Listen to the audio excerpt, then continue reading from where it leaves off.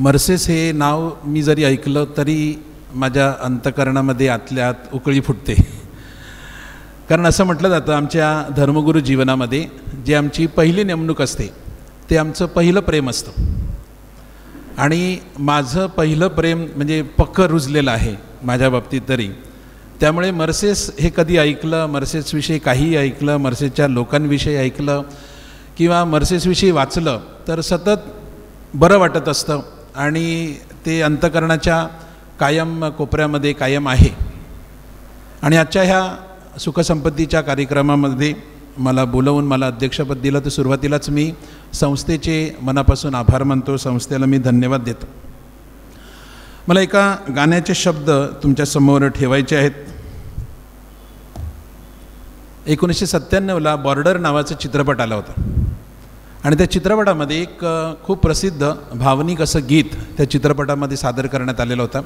चित्रपट आपल्या भारतीय सैनिकांवरती तो सादर करण्यात आलेला होता, जे आपल्या भारतीय सीमांवरती आपल्या देशाचं, आपल्या सीमेचं आणि आपल्या सर्व नागरिकांचं रक्षण करतात.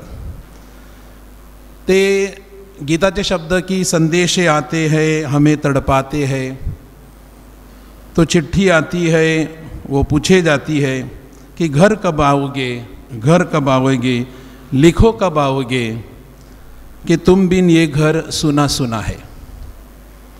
आणि जी परिस्थिती आपल्या वसईमध्ये निर्माण व्हायला लागलेली आहे, ज्या मुलांचे आपण इथे सन्मान केले, सत्कार केले, गौरव केले, ती मुलं खरी या संस्थेमध्ये पाहिजे होती, ती या स्टेजवर इथे पाहिजे होती, पदाधिकारी पाहिजे होते, इथे बसलेले हवे होते. परंतु त्या मुलांनी वेगळा मार्ग निवडला आणि त्यांनी निवडला हे चुकीचं काय बरोबर ते मी सांगण्यासाठी उभे राहिलेलो नाही. परंतु जी परिस्थिती निर्माण झालेली आहे, आज हे जे आईवडील घरी आहेत ते पण सांगत आहेत की संदेश कधी येईल, तू ह्या क्रिसमसला येणार का, त्याच्या लग्नाला येणार का, की आमच्या डायरेक्ट शेवटच्या विधीलाच येणार आहे, काय ठरवलेलं आहेस, कधी येणार आहेस. त्यांच्यासाठी त्यांचं नियोजन क्लिअर आहे. त्यांनी ठरवलेलं आहे की माझं हे माझं जीवन आहे, मी माझा मार्ग निवडलेला आहे, तुम्ही तुमचं कर्तव्य केलेलं आहे आणि तुमच्याप्रती जी काही माझी जबाबदारी असेल ते मी पार पडेन. अशा प्रकारची एक भूमिका, एक विचार आपल्या संपूर्ण वसईमध्ये आहे. मी सुद्धा संत थॉमस चर्च सांडोरला इथे आल्यापासून जूनपासून आम्ही कुटुंब भेटीला सुरुवात केलेली आहे. आणि एक जो फार मोठा धोका जो वाटतो येणाऱ्या वर्षांमध्ये की जे एकाकीपणाचं आणि एकटेपणाचं जीवन अनेकांच्या वाट्याला येणार आहे आणि त्याही पलीकडे फार मोठं डिप्रेशन खूप लोकांमध्ये येण्याची शक्यता नाकारता येत नाही. कारण घरात एकटेच दिवसभर करायचं काय. सकाळी एक मिसा झाल्यानंतर, मिसा एक आपल्याला आधार आहे, परंतु जे स्वतः चालू शकतात किंवा स्वतः बाहेर पडू शकतात किंवा जे चर्चपासून खूप लांब आहेत त्यांना मिसाला जाणं किंवा मुक्टीवेने डोलारवेने त्या माणसाला तिथपर्यंत मर्सेसपर्यंत पोहोचणं, एवढं चालणं, गाडी चालवणं वगैरे सगळ्या अडचणीची गोष्ट आहेत. म्हणजे दिवसभर ते एक प्रकारे तुरुंगातच आहेत. तुरुंग म्हणजे काय, तुमच्या सगळ्या माणसांपासून तुम्हाला वेगळं काढून ठेवणं, अलग करणं, वेगळं करणं म्हणजे तुरुंग आहे. जिथे तुम्हाला तुमची माणसं भेटत नाही, तुमची माणसं तुमच्याशी बोलत नाही, तुमची माणसं तुम्हाला खायला प्यायला देत नाही. तर हा एक प्रश्न आपल्या समाजासमोर आहे.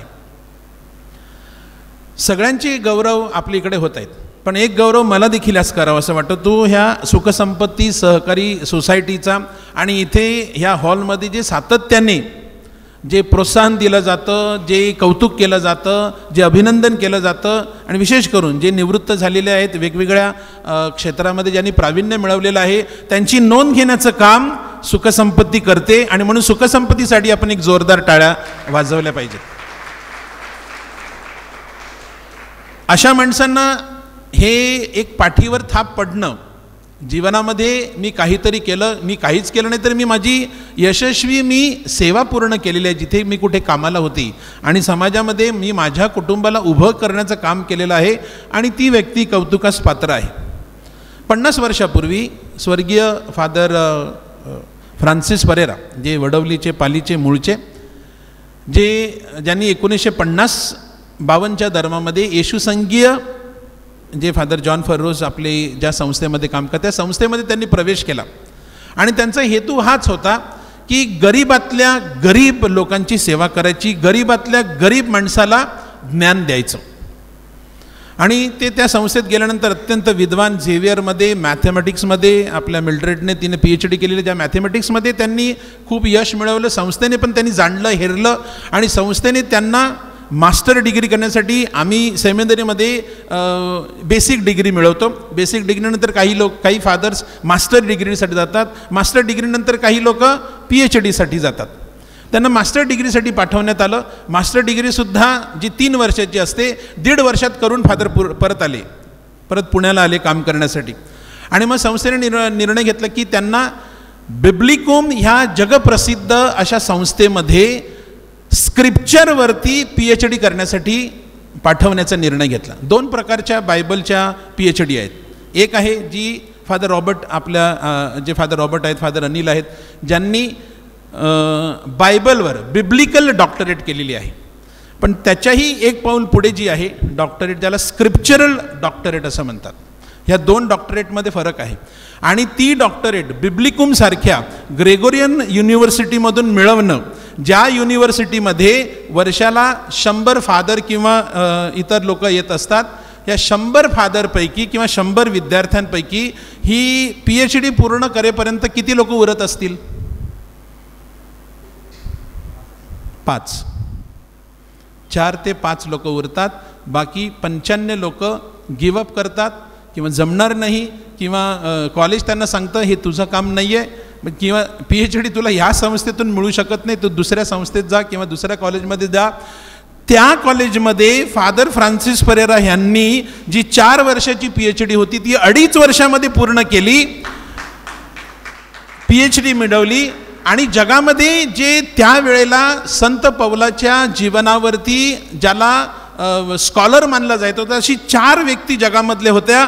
त्या 4 व्यक्तीमध्ये फादर फ्रान्सिस परेरा, ज्यांना 9 भाषा अवगत होत्या, ग्रीक, हिब्रू ह्या सगळ्या भाषा धरून जर्मन, फ्रेंच, इंग्लिश आणि आपली वाडवळ भाषेपर्यंत अशा 9 भाषांचं त्यांना ज्ञान होतं, अवगत होतं.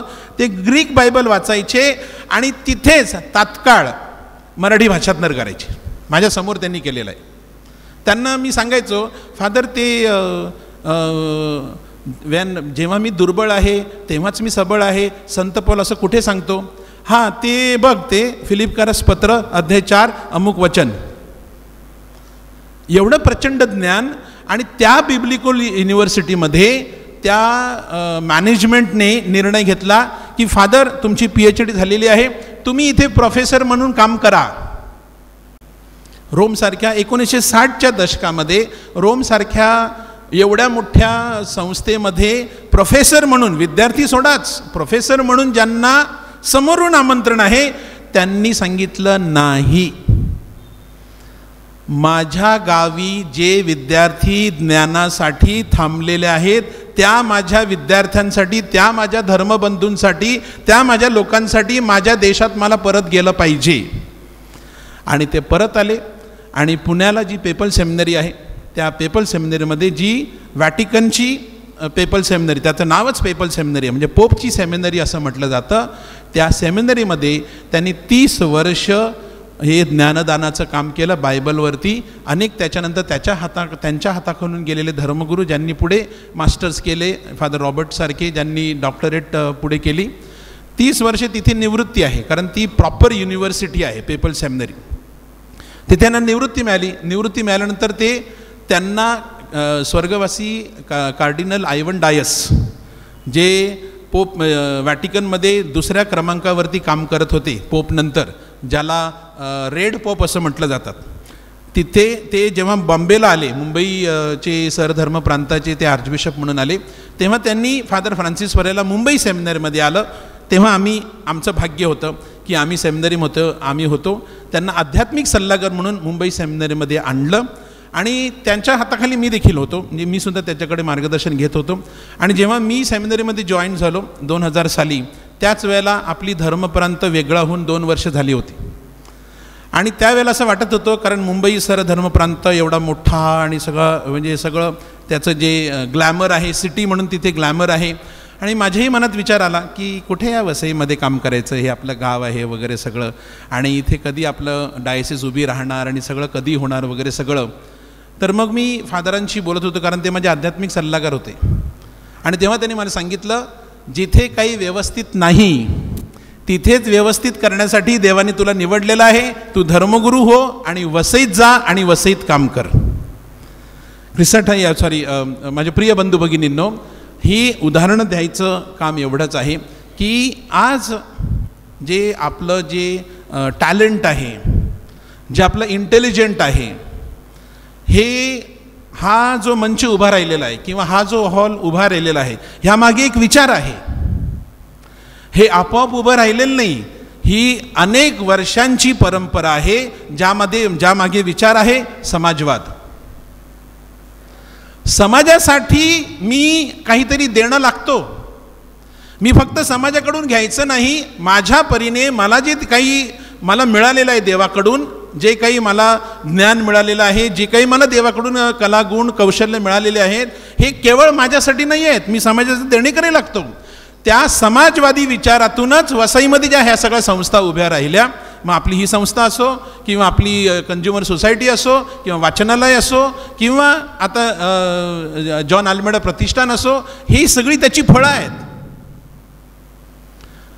आता आपल्या काळानुसार जो सगळा बदल होत गेला आणि आता ज्या कंझ्युमर सोसायटी होत्या एका वेळेला, ज्यांनी खूप मोठी सेवा दिलेली आहे, गरिबांची सेवा केलेली आहे, गरिबांना माफक दरामध्ये धान्य मिळवून दिलेलं आहे. जिथे रेशनमध्ये जे आपल्याला मिळत नव्हतं ते सोसायटीतून आपल्याला बऱ्याचशा प्रमाणात मिळत होतं. काळ बदलला, आपण शिकलो, आपण मोठे झालो, पैसा आपल्या घरी आलो, आपण डीमार्टला जाऊ लागलो.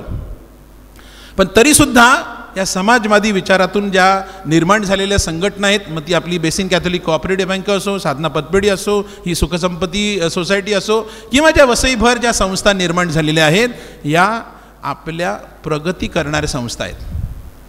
परंतु त्या संस्थेमध्ये आता नवं टॅलेंट यायला पाहिजे, नवे विचार यायला पाहिजे, नवी बुद्धिमत्ता यायला पाहिजे.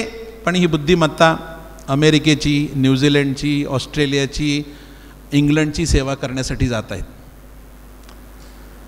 मी गुणगौरव करणं किंवा कौतुक करणं ह्याच्या मी विरोधात नाही आहे. माझी भूमिका पहिल्यापासून आहे, मी मर्सेसला 2008 पासून असल्यापासून आहे की गुणवंत कोणी ठरवायचं. इंग्रजीमध्ये 3 शब्द आहेत. पहिला शब्द जो आला IQ, इंटेलिजंट कोशंट, बुद्ध्यांक. हा बुद्ध्यांक ठरवायचा कसा की जो माणूस सगळं तोंडपाठ करतो आणि जसंच्या तसं जाऊन लिहितो आणि 100 पैकी 100 मिळवतो, तो बुद्ध्यांक. की जो आपल्या ज्ञानाचा, आपल्या व्यवहार ज्ञानाचा उपयोग करून समाजासाठी, स्वतःसाठी आणि काहीतरी निर्माण करतो, तो बुद्ध्यांक, इंटेलिजंट कोशंट ठरवायचं कसं. त्याच्यानंतर जो आला, दुसरा एक शब्द आला EQ, इमोशनल कोशंट, भावनांक. माझं दुसऱ्या माणसाप्रती भावना काय आहेत, मी संवेदनशील आहे की असंवेदनशील आहे. समाज जो घडत असतो हा समाजातील माणसांच्या भावनांवरती समाज घडत असतो. माझी जी भावना आहे, जी संस्था आहे, संस्थेची एक भावना आहे की ही जी सगळी लोकं आहेत, या लोकांमध्ये जे चांगुलपणा आहे, त्या चांगुलपणाचं कौतुक करणं हा संस्थेचा, सोसायटीचा हा शुद्ध आणि चांगला हेतू आहे. पण त्या संस्थेप्रती माझी भावना तेवढीच संवेदनशील असावी. मी फक्त घेणारा नसावा, मी देणारा सुद्धा असावा. पण त्यानंतर आणखीन एक इंग्रजी शब्द आला की सगळ्या ठिकाणी IQ, पहिले सुरुवातीला IQ जे आहेत, इंटेलिजंट आहेत, बुद्ध्यांक आहेत, त्या लोकांची पहिली भरती झाली. त्यानंतर मग जे इमोशनल आहेत, की ज्यांना भावना आहेत, जे सहज काहीतरी चुकीचं करणार नाही, त्या लोकांना फार डिमांड होतं. आता जी जगातलं जे कॉर्पोरेट वर्ल्ड आहे, हे corporate world SQ, spiritual quotient, हा माणूस आध्यात्मिक आहे का, हा माणूस आमची संस्था बुडवेल का, संस्थेचा खजिना खाली करेल का, संस्था पुढे माणसाच्या हातामध्ये देईल. किंवा माझं ऑफिस आहे, आमचं बिझनेस आहे, या बिझनेसमध्ये आज आणि आजही कॉर्पोरेट वर्ल्डला कॅथलिक माणसं हवी आहेत. अजूनही आपल्या अंतःकरणामध्ये देवाची भीती आहे. अजूनही आपल्याला वाटतं की हे देव मला शिक्षा करेल, आणि त्यामुळे आपण फार चुकीचं करत नाही, चोरी लबाडी करत नाही.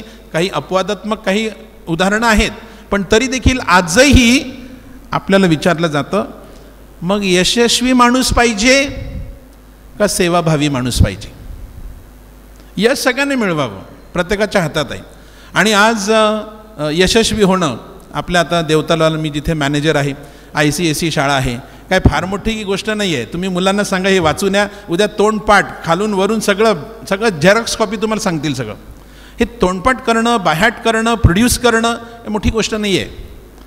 पूर्वी ही मोठी गोष्ट होती, कारण अभ्यास करण्यासारखं वातावरण नव्हतं, आपल्या घरामध्ये वीज नव्हती, अनेक अडचणी होत्या, आणि तेव्हा ही सगळी परिस्थिती होती. आज काही वेळेला मुलांना खोलीमध्ये घालतात, ते 10वीला गेला की तो खोलीतून 10वीचा रिझल्ट लागल्यानंतरच बाहेर येतो. नंतर त्याला मिसा माहिती नाही, कार्यक्रम माहिती नाही, काहीच माहिती नाही, मम्मीला पण माहिती नाही त्या गोष्टी. कारण तू 10वीला आहे आणि 92च मिळाले, 95च मिळाले. हे पर्सेंटेज माणसाचं जीवन ठरवते का? तर गुणवत्ता ही 3 गोष्टीवरती आहे: संवेदना, परावलंबित्व आणि सापेक्ष. सापेक्ष की जे आहे, I am intelligent, I can by heart, मी सगळं बायहार्ट करू शकतो, मी प्रोड्यूस करू शकतो. पण त्याचबरोबर मी संवेदनशील असणं, मी परावलंबी असणं हे आवश्यक आहे. कारण दुसरासुद्धा माझ्यावरती अवलंबून आहे, मी सुद्धा दुसऱ्यावरती अवलंबून आहे. मला कोणाची गरज नाही, आमच्या घरात यायचं नाही, मी तुझ्या घरात येणार नाही, गेट बंद, मी तुझ्या घरी मिशन पाकिट नेणार नाही, तू आमच्या घरी मुलगामीच्या मिटिंगला यायचं नाही. हे कुठलं ख्रिस्ती जीवन काढलंय? मग आपण प्रगतीवरती गेलो, आपण यशस्वी झालो की आपण सेवाभावी झालो? गुणवत्ता असते का गुणवत्ता ठरवली जाते? आणि कोणी ठरवायची ही गुणवत्ता? एखाद्याला फक्त एखाद्याची चांगली बाजू दिसते आणि म्हणून ते चांगुलपणा, तो कौतुक केला जातो. जो आपल्या लग्नाच्या दिवशी जे सगळं तो म्हणजे जे सगळं तो डान्स असतो आणि मार्चपास असतो आणि कपल डान्स असते, तिकडे कौतुक असते. नंतर मग काही गोष्टी हळूहळू आपल्याला समजायला लागतात. तर चांगली बाजू दिसते, महत्त्वाची वाटली म्हणून आपण त्याची स्तुती केली. नसेल तर चांगली बाजू दिसली नाही मला, किंवा मला चांगली बाजू पाहायची नाही आहे एका व्यक्तीची, हेतू पुरस्पर मला जर चांगली बाजू पाहायची नसेल, तर मग मी त्याचा सन्मान करणार का?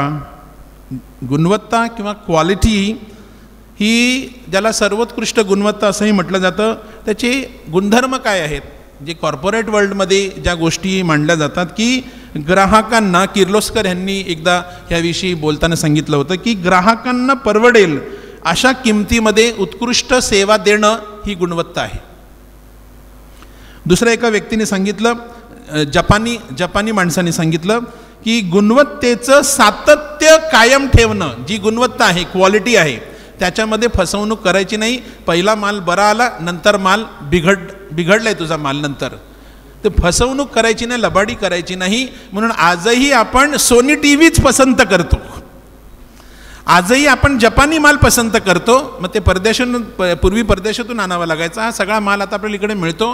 पण जपानी कंपन्या आपण पसंत करतो, कारण ह्या कंपन्या त्यांच्या गुणवत्तेमध्ये सातत्य ठेवतात, त्यांच्या गुणवत्तेमध्ये ते कायम राहतात. आणखीन एक व्यक्ती सांगते की quality is a product of service. सेवेचं आपलं जे फळ आहे ती आपली गुणवत्ता आहे. सेवा काय आहे? मी माझ्यासाठी मिळवलं, मी 95% मिळवले, मी पहिला आलो 10वीला, 9वीला, 8वीला, अजून खूप अवकाश आहे. मी समाजाला काय दिलं, दुसऱ्यांच्या का मी उपयोगात आलो, माझ्या कुटुंबाच्या मी उपयोगात आलो का? आणि आणखीन एक जण सांगतो की ग्राहकाचं समाधान नव्हे, तर ग्राहकाला आनंद मिळावा, माझ्या गुणवत्तेमुळे दुसऱ्या माणसाला आनंद मिळावा. आज गुणवत्ता खूप लोकांची आहे. इस्रायल आणि पॅलेस्टाईनमध्ये युद्ध आहे, हे कोणी डफर माणसाचं काम आहे का? ते बॉम्ब टाकायचं आणि नेमकी 30 बिल्डिंग पाडायची, हे डफर माणसाचं काम आहे का? इंजिनियर माणूस बसलाय तिकडे. कोण बसलाय? इंजिनियर काय करतोय? समूळ नायनाट करतोय, नाश करतोय, उद्ध्वस्त करतोय. एक देश, एक जमात, एक समूह मुळासकट नष्ट करून टाकायचा, जे रशियाने युक्रेनमध्ये केलं. त्याला वेगवेगळी कारणं आहेत, कशामुळे झालं, काय झालं, कोणी हल्ला केला वगैरे, या सगळ्या गोष्टी आहेत, त्याच्याविषयी काही वाद नाही आहे. पण करतंय कोण हे सगळं? ते विमान चालवण्याचं तंत्र, पायलट होण्यासाठी काय खर्च करावा लागतो, तो पायलट झाणे केला काय? एका बिल्डिंगवरती बॉम्ब टाकला आणि त्या बिल्डिंगमध्ये असलेल्या सगळ्या निरपराध लोकांना ठार करून टाकलं. यासाठी तू पायलट झाला होता का? ही गुणवत्ता कशासाठी आहे? आणि शेवटचा मुद्दा आहे की कोणी पाहत नसताना सुद्धा चांगलं करत राहायचं. मला कोणी पाहत नाही आहे, मला कोणी शाबासकी देत नाही आहे, माझं कोणी कौतुक करत नाही, मला कसला पुरस्कार मिळालेला नाही. आणि त्याबाबत एक शेवटचं उदाहरण देऊन मी माझे 2 शब्द पूर्ण करतो की डॉक्टर रवींद्र कोल्हे आणि डॉक्टर स्मिता कोल्हे या दोघेजणं मेळघाटमधल्या बैरागड गावामध्ये तिथे त्यांचे वैद्यकीय सेवा देत आहेत. डॉक्टर झालेत, ते पण अमेरिकेला जाऊ शकले होते, त्याला पण ऑफर होती अमेरिकेला जाऊन भरपूर पैसा कमवायचा.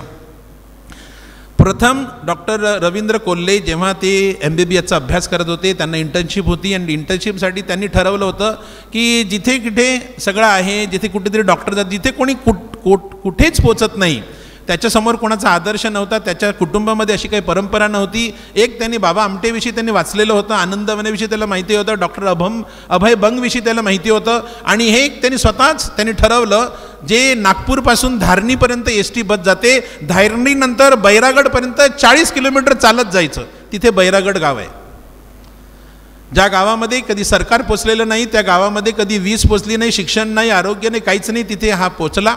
त्या माणसाबरोबर तो पहिला मिसळला, त्या माणसाशी एकरूप झाला. त्यांना आपलं जे प्राथमिक आरोग्य केंद्रासारखं जे प्राथमिक उपचार आहेत ते त्यांनी करण्याचा प्रयत्न केला. ते त्यांनी पूर्ण केल्यानंतर त्याला जाणवलं की तो MBBS झाल्यानंतर गेला होता, त्याला पुन्हा मास्टर करण्यासाठी यायचं होतं.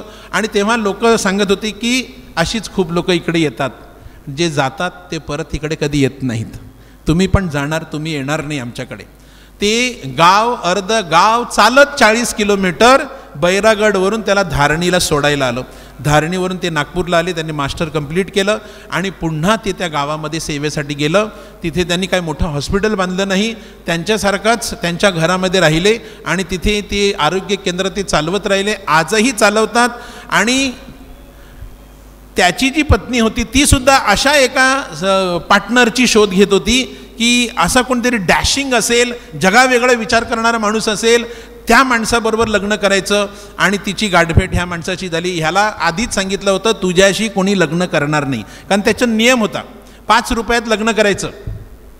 ज्याला माझ्याशी लग्न करायचं आहे त्यांनी 5 रुपयात लग्न करायचं. सगळा खर्च शासकीय म्हणजे रजिस्टर पद्धतीने लग्न करून जे 2 हार लागतील आणि जे सही करायला लागेल तिकडे फी होईल, हे सगळं 5 रुपये खर्च, या पलीकडे 1 पैसा खर्च करणार नाही. असेल तर त्याच्या घरातल्या लोकांनी सांगितले तुझ्याशी कोण लग्न करणार 5 रुपयामध्ये. पण त्याला डॉक्टरच मिळाली, डॉक्टर स्मिता कोल्हे. इंटरेस्टिंग पुस्तक आहे, आपल्या लायब्ररीत असायला पाहिजे. डॉक्टर रवींद्र कोल्हे आणि स्मिता कोल्हे. मग ते दोघं तिथे गेले आणि तिला देखील खूप अडचणी आल्या. तिने विशेष करून गायनिकचं जास्त काम केलं. स्त्रियांचे जे प्रश्न आहेत आणि मुलांना जन्म देताना ज्या अडचणी होत्या, ह्यामध्ये तिने फार मोठं काम केलं. आणि अलीकडे त्यांना पद्मश्री हा पुरस्कार देऊन देशाने त्यांच्या कार्याची नोंद घेतली.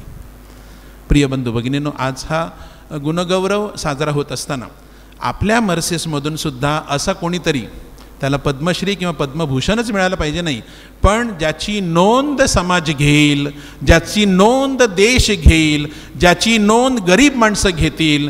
जेव्हा पोप फ्रान्सिस ऑलमोस्ट निवड झाली होती, 3ऱ्या फेरी झाल्यानंतर की आता त्यांची निवड होणार, त्याच्या बाजूच्या कार्डिनलने त्याला सांगितलं, बर्गेलियो त्याचं नाव होतं, कार्डिनल बर्गेलियो